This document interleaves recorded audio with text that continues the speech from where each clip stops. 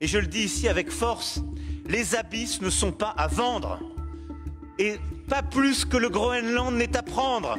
Pas plus que l'Antarctique ou la haute mer ne sont à vendre. Emmanuel Macron a taclé les projets de Donald Trump lors de l'ouverture de la 3e conférence des Nations Unies sur les océans. Le président américain aimerait lancer unilatéralement l'exploitation de nodules de nickel et autres métaux qui reposent dans les fonds des eaux internationales du Pacifique. Concrètement, cela implique l'extraction de ces métaux en raclant les fonds marins pour espérer récupérer du nickel, du cobalt ou encore du cuivre, utile par exemple pour les batteries de téléphone ou de voitures électriques. Donald Trump a d'abord autorisé cette pratique dans les eaux américaines qui représentent 3% de la surface des océans et il aimerait désormais étendre ce projet aux eaux internationales, sachant que la haute mer représente environ 2/3 de la surface maritime mondiale. L'ampleur du désastre écologique que cela pourrait provoquer est difficile à mesurer. Cela engendrerait bien sûr la destruction de nombreux écosystèmes et perturberait l'équilibre des fonds marins qui sont également un espace de stockage important de dioxyde de carbone. Conscient du danger que cela représente, le secrétaire général de l'ONU a déclaré que les océans ne devaient pas devenir un Far West de l'extraction minière et qu'il fallait limiter au mieux le pillage des fonds marins. Le traité de la haute mer qui vise à protéger et à conserver la diversité biologique des eaux internationales a enfin trouvé des signataires à Nice, plusieurs pays s'opposant à la politique de Trump. Il faut 60 signatures pour que le traité entre en vigueur et une 50aine de ratifications ont été déposées. Les États-Unis ne sont en réalité pas le seul pays à plaider pour l'exploitation des fonds marins. La Norvège avait par exemple ouvert en 2024 une partie de ses fonds marins à la prospection minière. La position de Donald Trump pourrait donc influencer d'autres pays à prendre parti sur le sujet.